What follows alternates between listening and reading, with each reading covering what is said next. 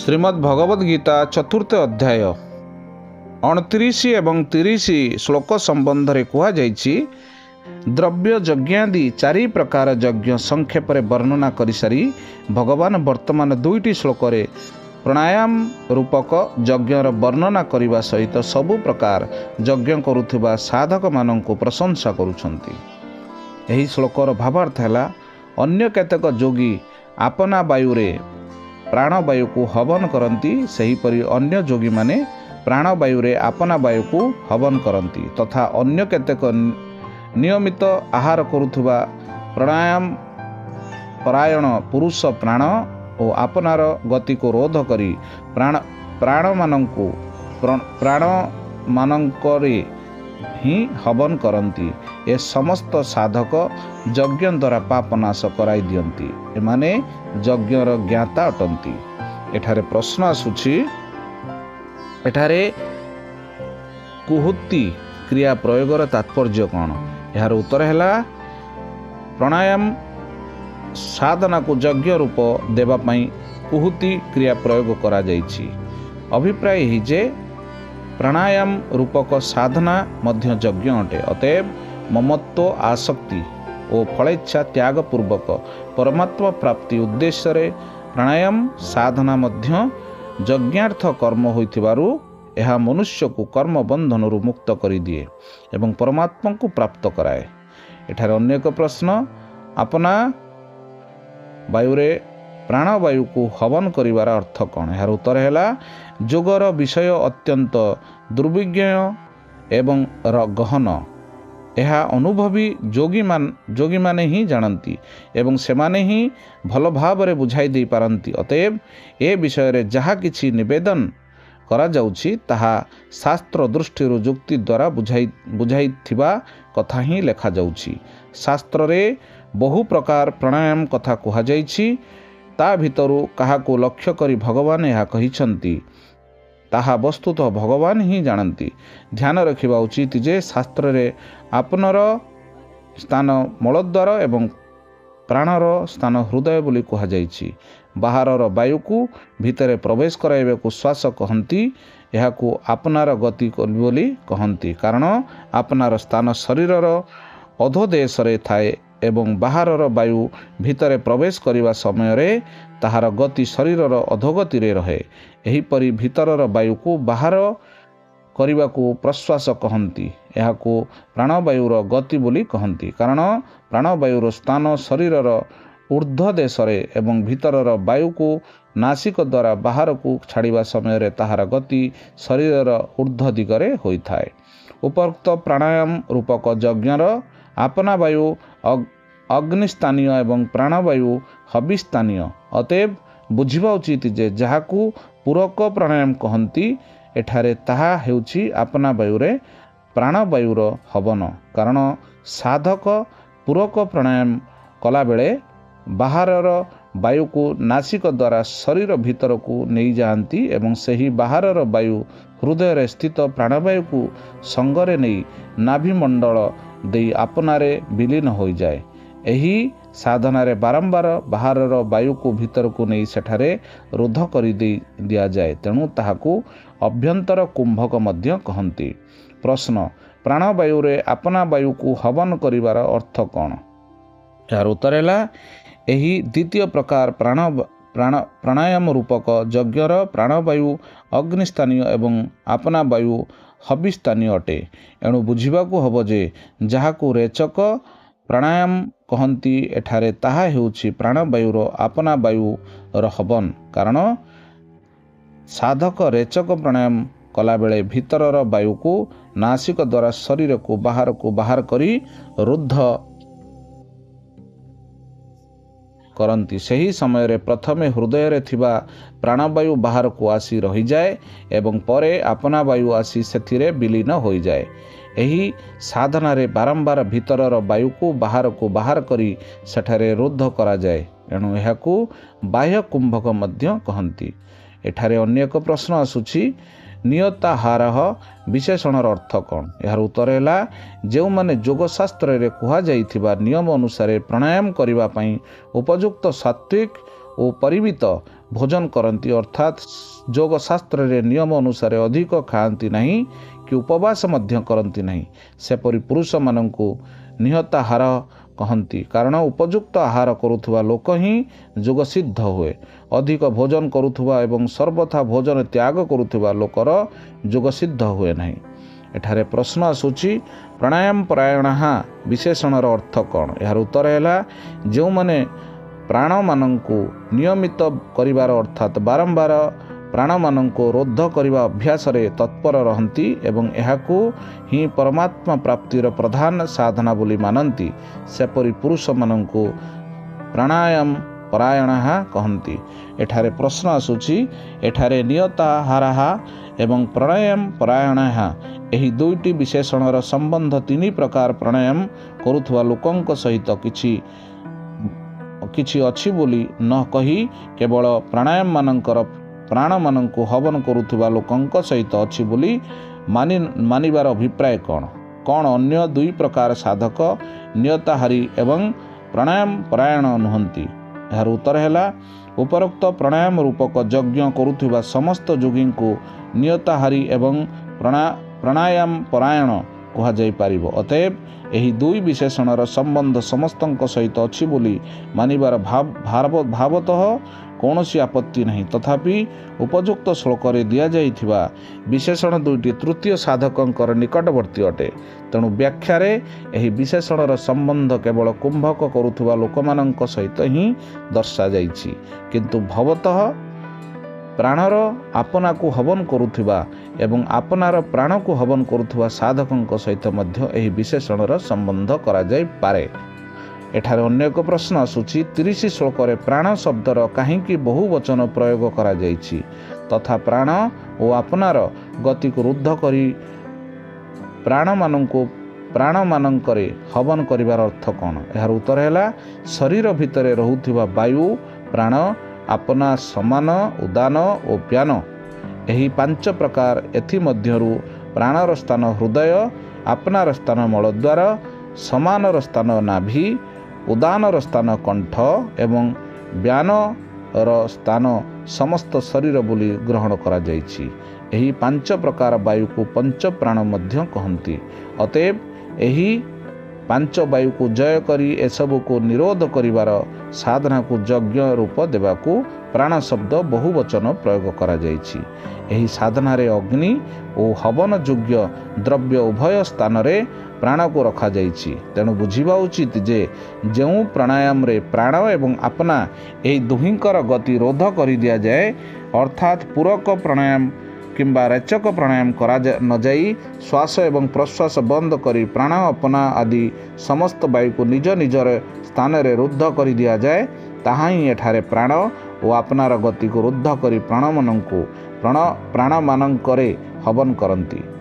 ଏହି ସାଧନାରେ ବାହାରର ବାୟୁ ଭିତରକୁ ନେଇ କିମ୍ବା ଭିତରର ବାୟୁକୁ ବାହାରକୁ ନେଇ ରୁଦ୍ଧ କରାଯାଏ ନାହିଁ। ଏଥିରେ ପଞ୍ଚବାୟୁଙ୍କୁ ସେମାନଙ୍କ ନିଜ ନିଜ ସ୍ଥାନରେ ରୁଦ୍ଧ କରିଦିଆଯାଏ। ତେଣୁ ଏହାକୁ କେବଳ କୁମ୍ଭକ କହନ୍ତି। ଏଠାରେ ପ୍ରଶ୍ନ ଆସୁଛି, ଉପରୋକ୍ତ ତ୍ରିବିଧ ପ୍ରାଣାୟାମ ରୂପକ ଯଜ୍ଞରେ ମନ୍ତ୍ର ଜପ କରିବା ଆବଶ୍ୟକ ନା ନାହିଁ? ଯଦି ଆବଶ୍ୟକ, ତେବେ ପ୍ରଣବ ଜପ କରିବା ଉଚିତ ନା ଅନ୍ୟ କୌଣସି ମନ୍ତ୍ର ଜପ କରାଯାଇପାରେ?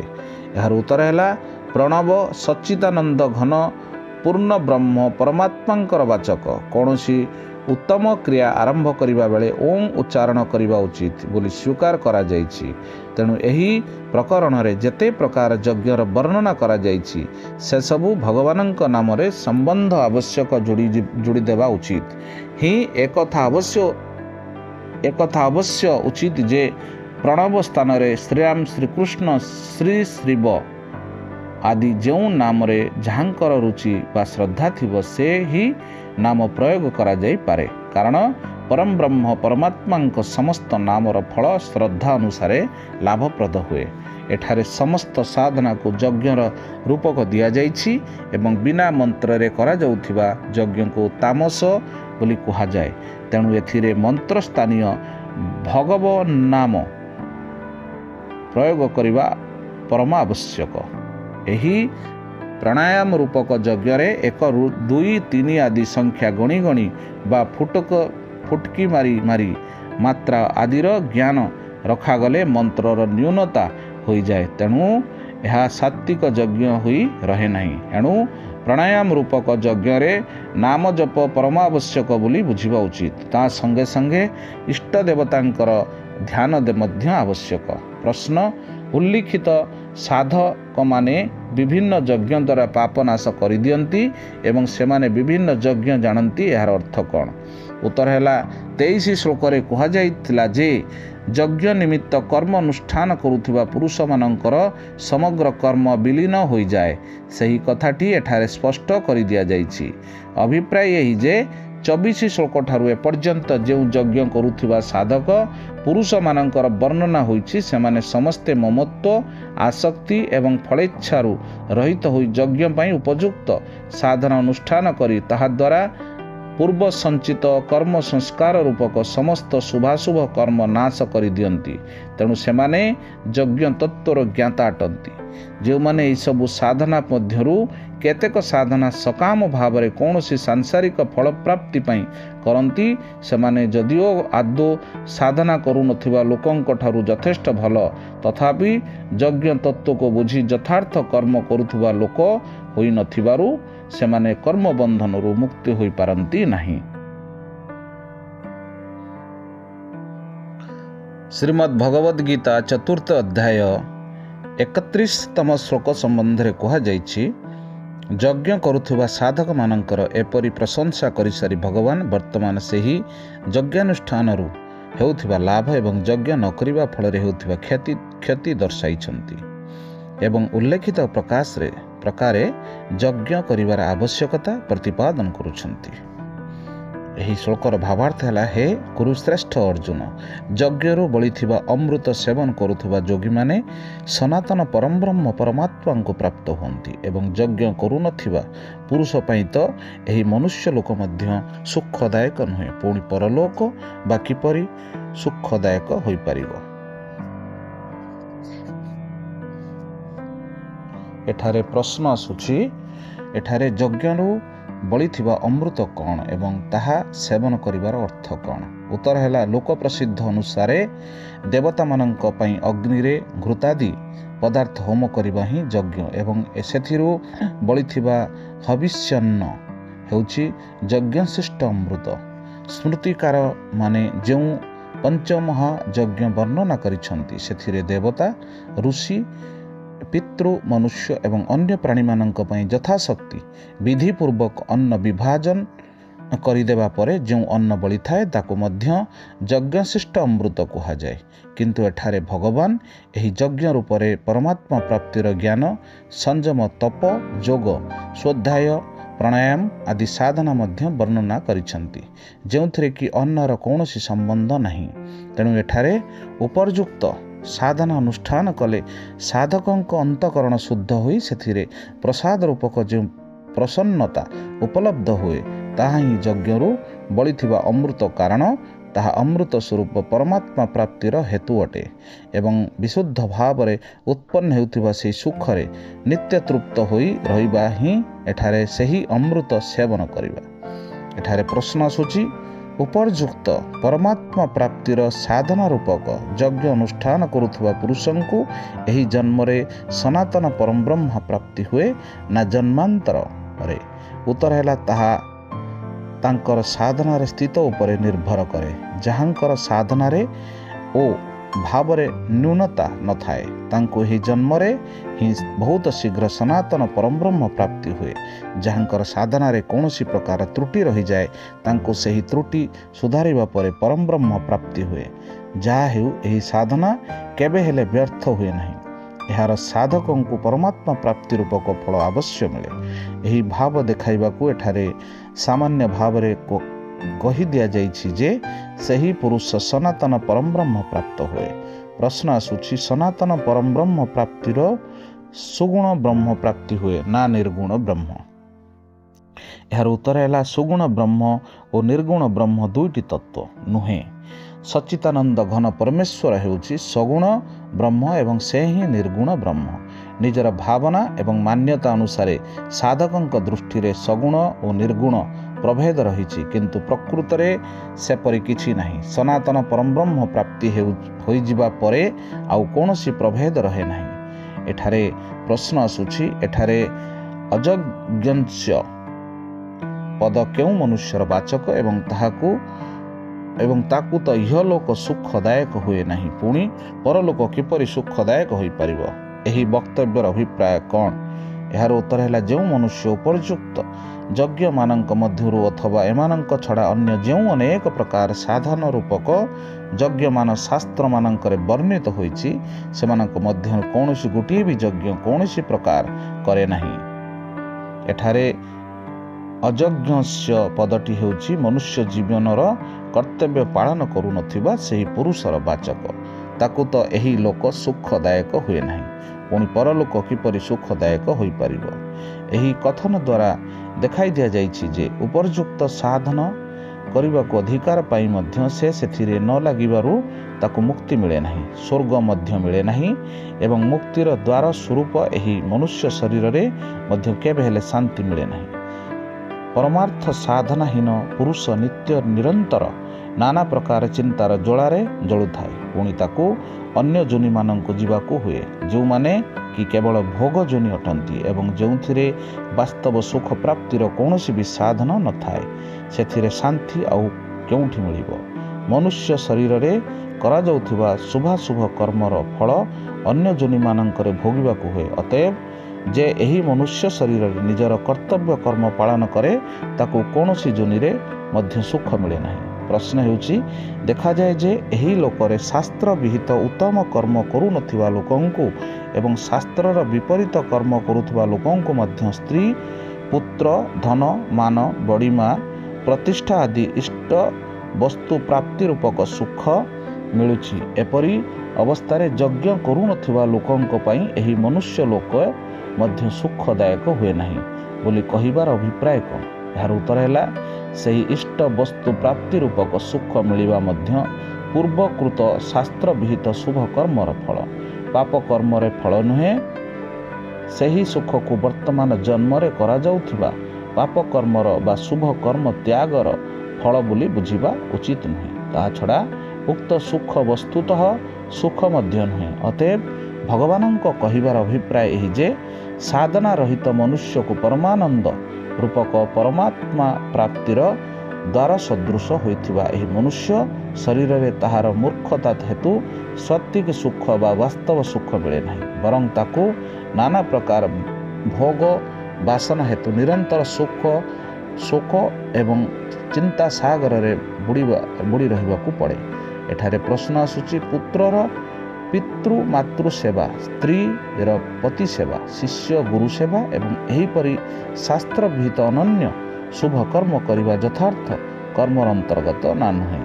ତାହା କରୁଥିବା ଲୋକମାନେ ସନାତନ ବ୍ରହ୍ମକୁ ପାଆନ୍ତି ନା ନାହିଁ?